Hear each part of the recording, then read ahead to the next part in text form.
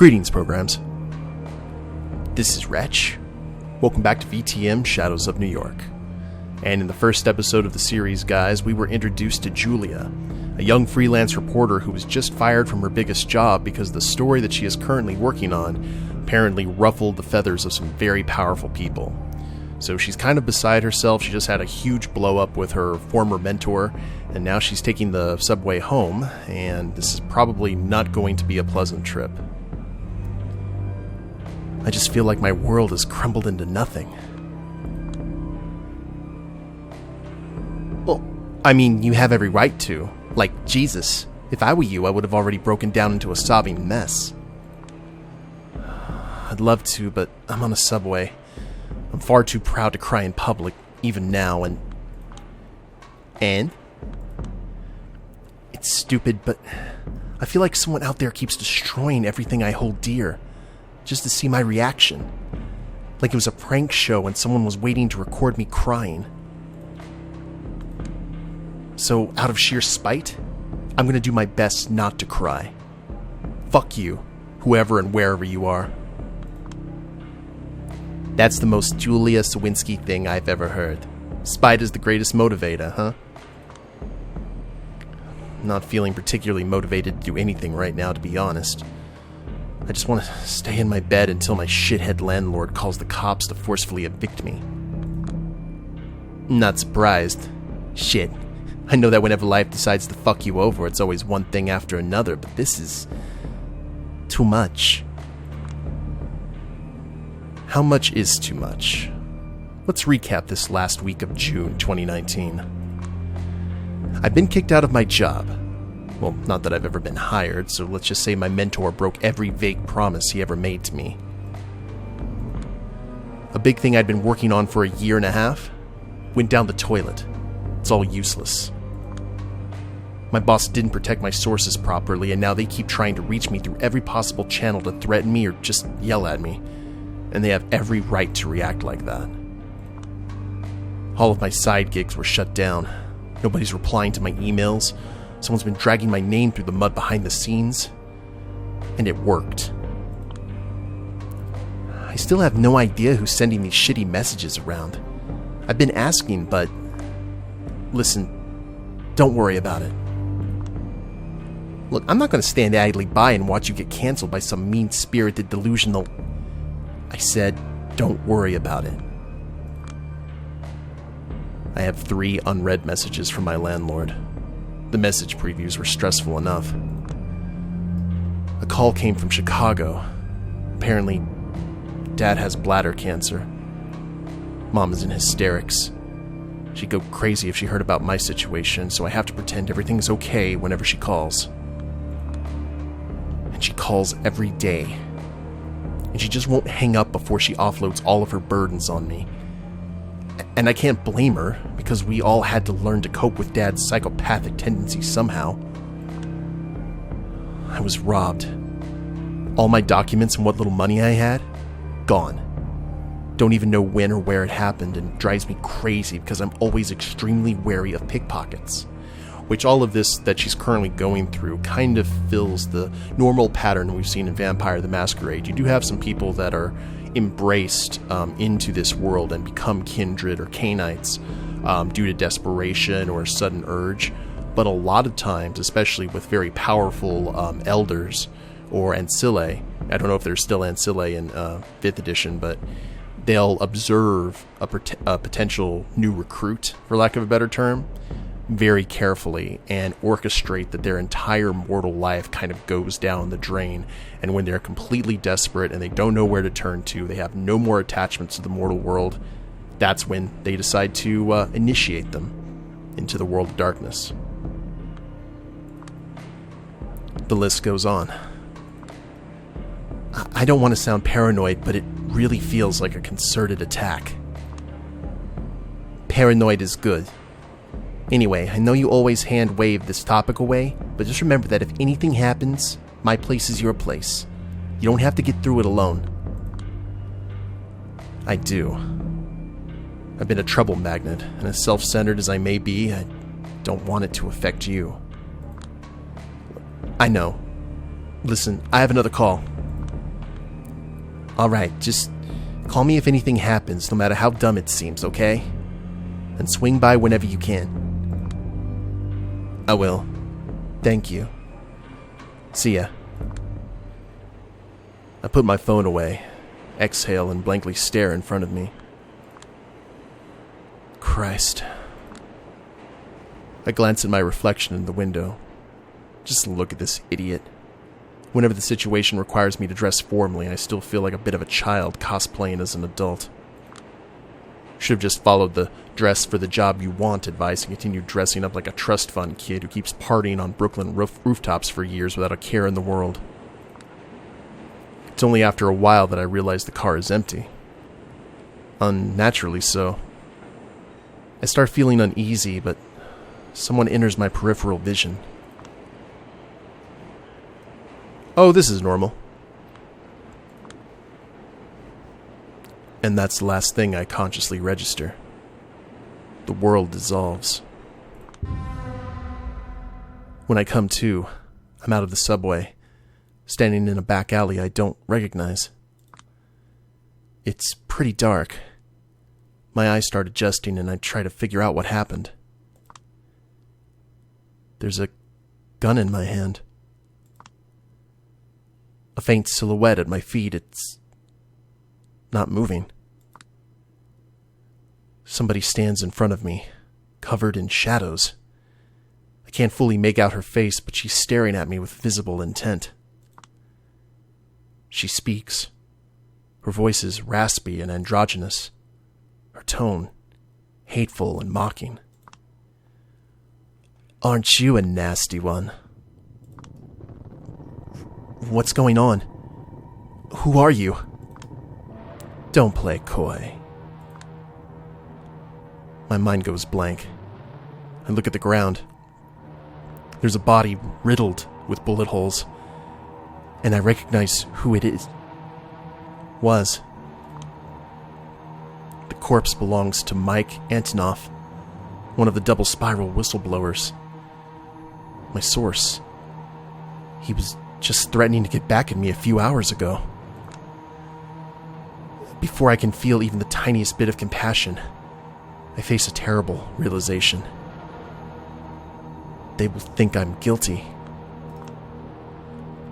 Oh my God.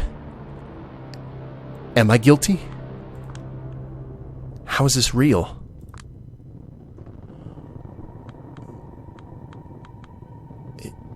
It wasn't me. I don't even know what's going on. Listen, I was just riding the subway. Again. Don't play coy. You knew him. He was mad at you. You started telling him sob stories about your situation.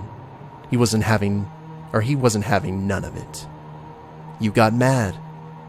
Things escalated. He died. This isn't true.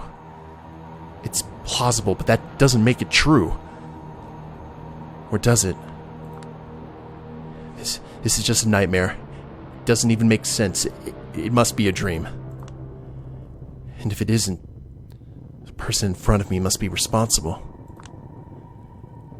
There's a faint voice in my head, screaming that it's her world and that I'm just living in it. What the fuck have you done to me? Nothing yet. But I'll do what I can to get you locked up for life. This is a murder in the first degree with special circumstances.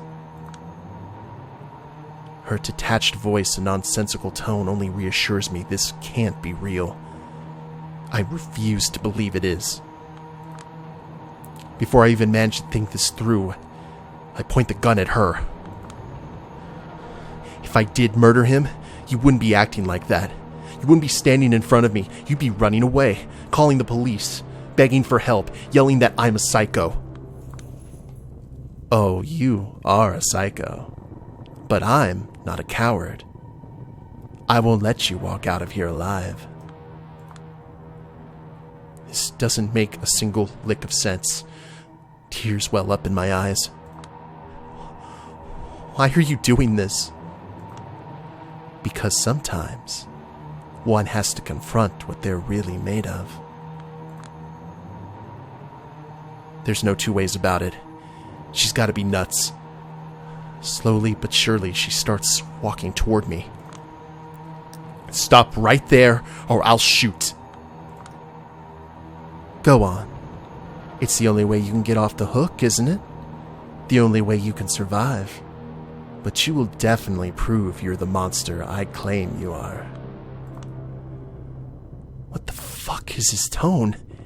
It's so controlling, inauthentic, patronizing.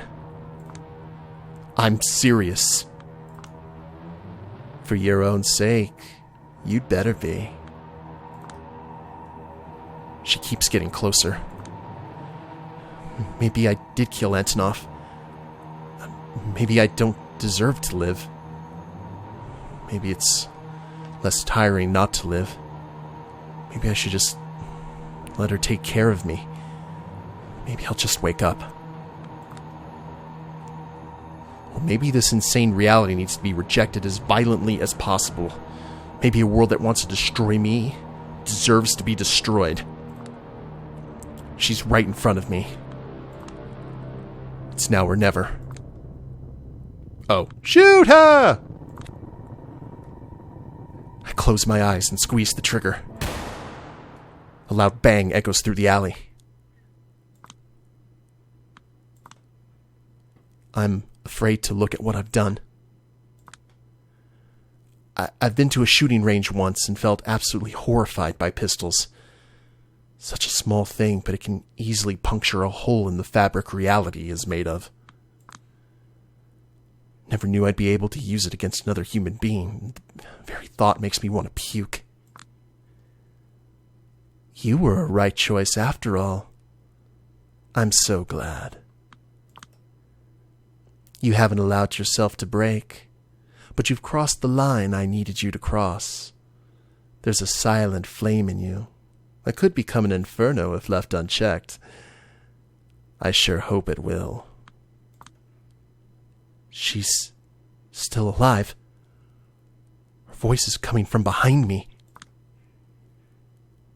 She puts her hands around my waist and her cold mouth touches my neck.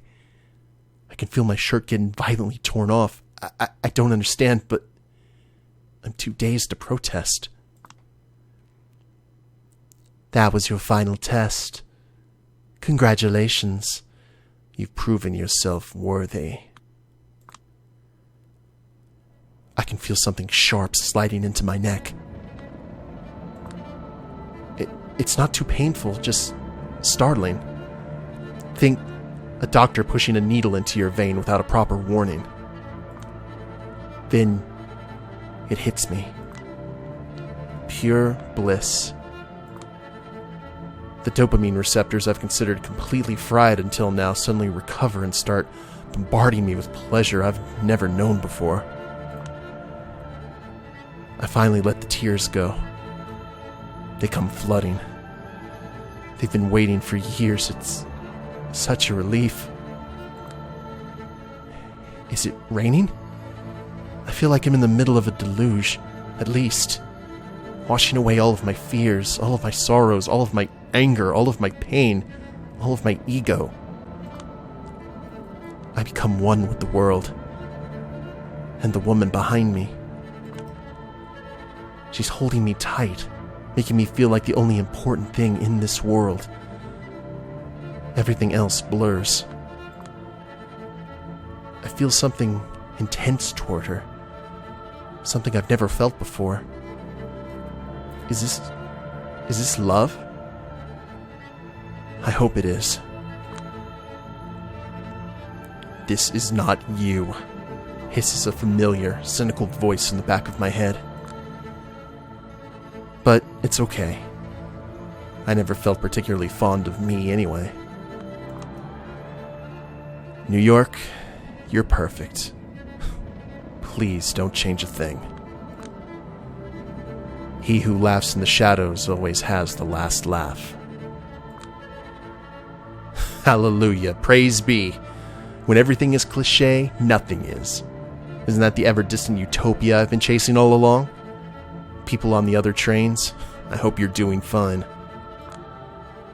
God, shut up. Just enjoy it. You finally understand.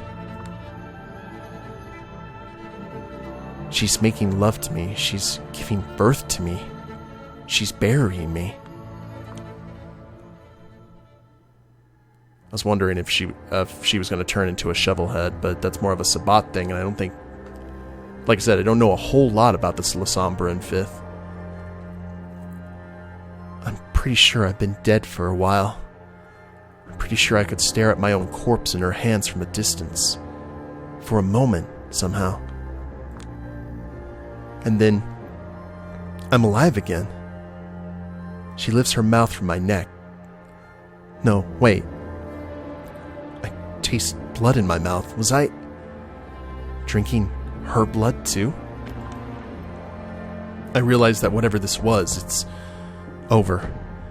And I have to bask in the afterglow while I still can. I also immediately understand that I'm going to chase this fleeting feeling for the rest of my existence. Finally, she lets out a whisper which concludes the ceremony. No matter what happens next, don't forget, you're a monster. But you were lucky enough to be born into a world of monsters, so don't you ever mourn that fact. Embrace it. Shrouded in shadows. Oh. Okay, that was a hell of an intro. Once again, I find myself in Big Beat Burger. Familiar surroundings. Faces I recognize. Mood? Same as it ever was. Still, I process it in an entirely different way. It all frustrates me now. Or more precisely, makes me frustrated with myself. It's like I'm clinging to the remnants of a cocoon I've outgrown. Ugh. Oh man, look at her now. It's the same with these cigarettes. I don't need them anymore, so why do I keep holding on to them? Fucking hell. It's like I refuse to accept that I'm something better than I used to be. A vampire. Just 2 nights ago, I met Caren. She embraced me, by which I mean turned me into a kindred. She calls me her sire, and me, her child. Last night, she taught me the basics of survival. Drinking blood, manipulating humans, bending steel, controlling shadows. Tonight, I expected more lessons. Instead, she just told me to go out and enjoy myself. What's the catch, I asked. To which she responded, I might kill you if you prove to be a disappointment. There are a few rules. I have to uphold the Masquerade. I can't contact anyone I knew as a human. I can't let anyone realize I'm not human anymore. I can't embrace anyone, and so on. Otherwise, I'm free to do whatever I want, but for some reason, the first thing I did was come back here. Old habits die hard. Caren is probably watching me from somewhere even now. The way I understand it, tomorrow night she's supposed to introduce me to the Camarilla, a local society of vampires. Wow, okay. Interesting. Turns out they're the ones who have been systematically ruining my life lately. All part of some secret evaluation that I barely passed. Just imagining the reach they have makes me dizzy. After they destroyed the old me that I barely cared about, Caren rebuilt me anew. On one hand, her test left some scars that will take time to heal. On the other hand, maybe I should just be grateful? I'm snapped out of my thoughts by a sudden scream. Some douchebag yelling about his french fries not being salty enough. I think this is my cue to leave. Permanently. Goodbye, BBB. Hope I never see you again. I'm destined for greater things, you see. Okay, so we've got a map just like Coteries of New York. So I don't know how much replayability this version has compared to the original game, but we have like a certain amount of nights, I guess, until the story ends, and we have different people we can visit at different times. Now, for those of you who may not be initiated into like the La Sombra, so the La Sombra are very similar to the Ventru that you may have seen from Coteries of New York. They're very aristocratic and very cunning. The thing with La Sombra is they're a little bit more subtly devious than the Ventru. Like they always seem to be a reflection of the Ventru, just more evil. I guess that's kind of the easiest word to use for it. The La Sombra had the exact same kind of tools in terms of like domination. Their other disciplines were potent, so they had supernatural strength. And in previous editions of ETM, they had obtenebration, which was the ability to manipulate shadows, to stealth themselves, stealth others. They could also, those shadows could gain actual form. They could summon tentacles. They could do all kinds. Like obtenebration was one of the coolest disciplines in the entire game. And their clan weakness is that they cast no reflection. So the standard kind of old Dracula thing about, that you couldn't see them in a mirror, that kind of stuff was true with La Sombra. In this version, I'm not sure if they have that same weakness, but obtenebration has been replaced by oblivion.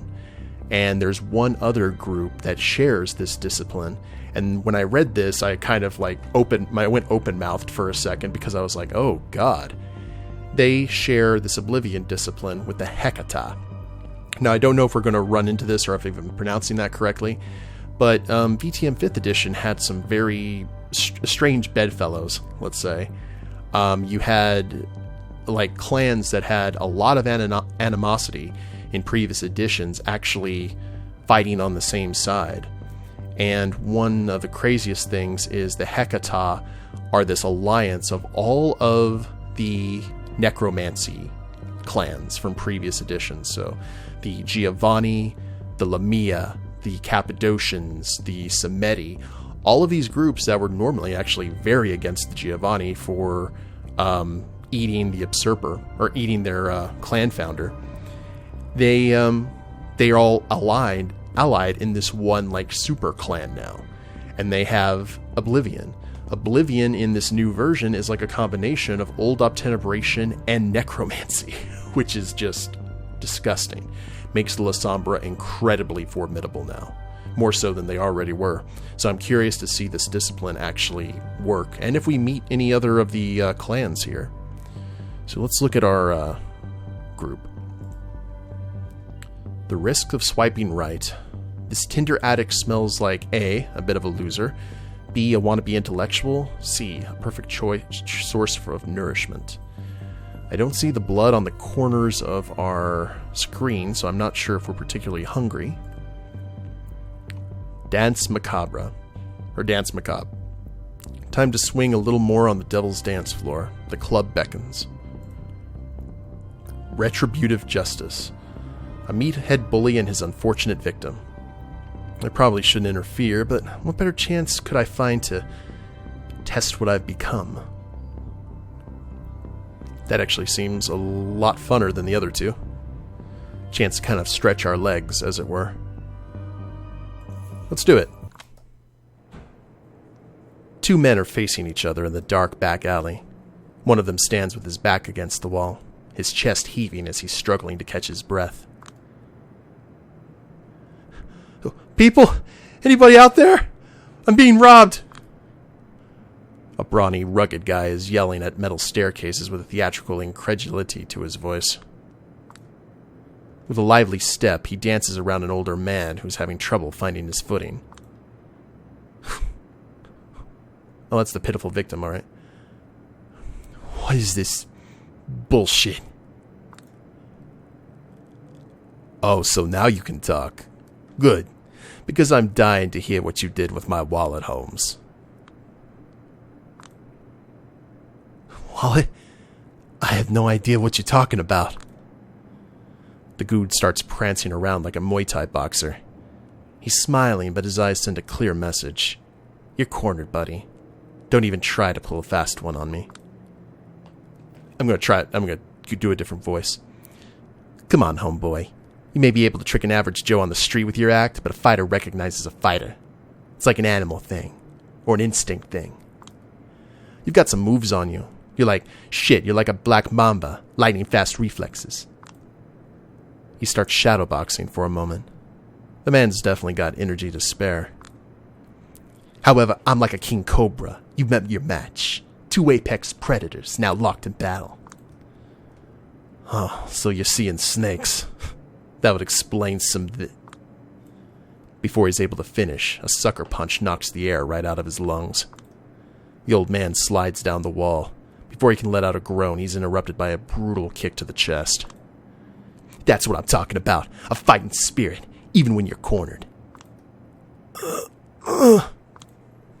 Take a seat. Deep breath. Collect your thoughts before you speak up again. Remember where you put my wallet now? I'm pretty sure you broke my rib.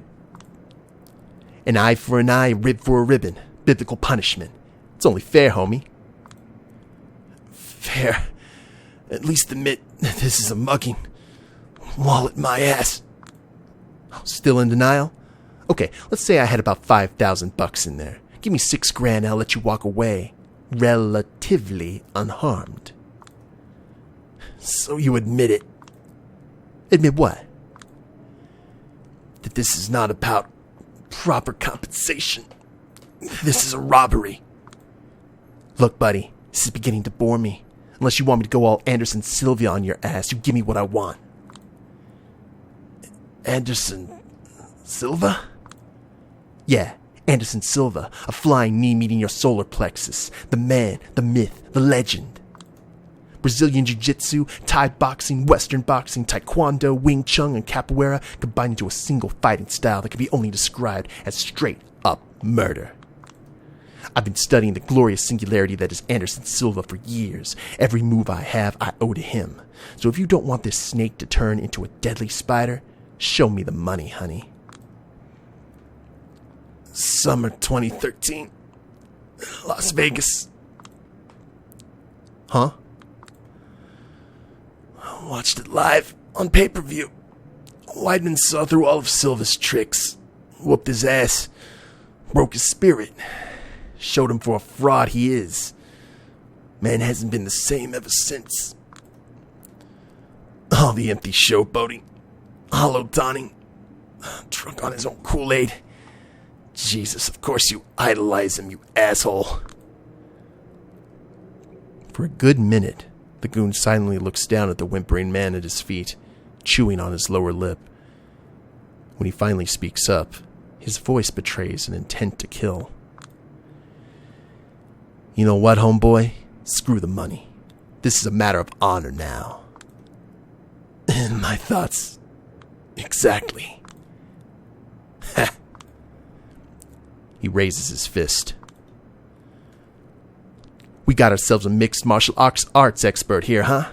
For your own sake, I hope you can back that talk with some self-defense skills, homie.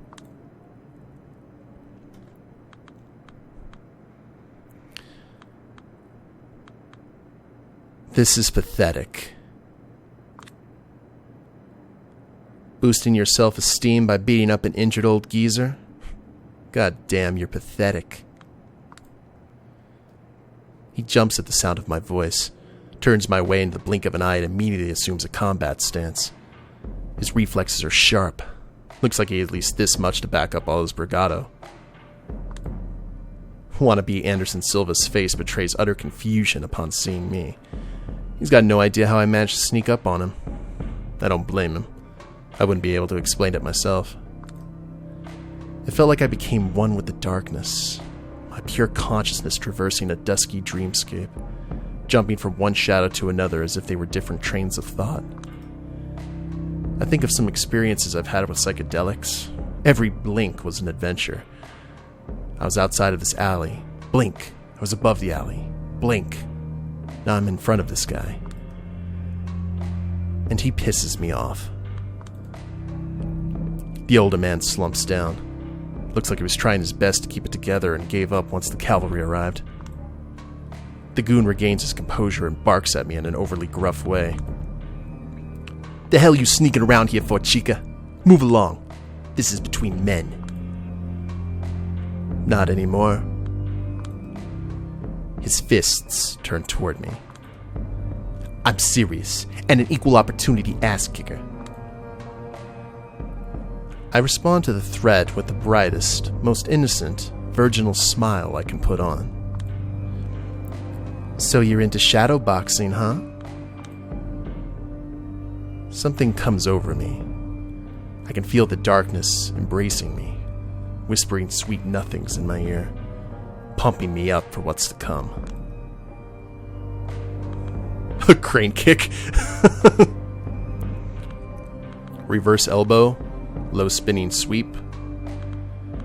Let's try reverse elbow. Might as well give this a try. Before he manages to respond, my elbow crashes against his face. A few bloody teeth land on the ground. I know what he's thinking. I should have blocked it. And he absolutely should have. But instead, he just flailed his arms helplessly, as if he suddenly found himself in front of an oncoming train. A primal expression of fear that suddenly and completely took him over.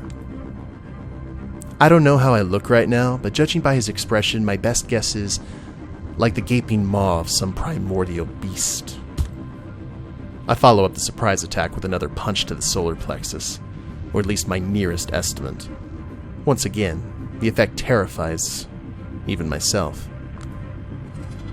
Looks like my hunch was correct and I hit the right spot. He falls to the floor, whining like a wounded animal, tears streaming down his face. I let him collect himself a bit, and then grab him by his chin. Learn to choose your battles, homeboy. Let me go. For Christ's sake, just let me go. I kick him in the direction of the alley entrance. He staggers off, quickly disappearing from my sight. I check on his victim. Looks like he's conscious. Wow, you whooped his ass, girl. But he hasn't noticed anything out of order. Good. I was getting worried I might have overdone it a bit. That woman did say that keeping a low profile will be crucial if I want to survive. You alright? Need help? He manages to stand up. His smile is strained, but it suggests he's fine, or at least trying his best to seem fine. No, you gave me all the help I needed, and then some. Thank you, Miss... What's your name? Jessica. Thanks, Jessica. I was worried for a second, but this asshole's bark was worse than his bite. He's probably in worse shape than me now. I guess that counts as a victory. I'd better be going. My wife is probably worried sick, but before that, if there's anything I could do to repay you. Oh, wallet, please. Let's see. I don't know if she would go full La Sombra yet. Blessed. Where to celebrate? I do want to celebrate tonight, though. Where would you go if you were me? Celebrate, huh? First thing that comes to your mind. I want to feel alive. Times Square? Times Square? Jeez, get the fuck out of here with that tourist bullshit. I came here a few weeks ago. Still haven't managed to see it. I always wanted to. In the movies, it always seems so full of life, so... Not so full of life this time of the night. And not that interesting in general. Although, I think you just helped me come up with an idea. Oh, I'm glad to hear that. Take care, will you? You too. Avoid shady spots. Next time I probably won't be able to bail you out. And there he goes. Avoid shady spots, huh? Glad I no longer have to abide by my own advice. No more worrying about being out after midnight. No more feeling uneasy whenever I spot a shady asshole across the street. Ever. Hell, I could start jogging in Central Park after midnight now. Not that I need to. The future's looking bright. Probably not as bright as she thinks.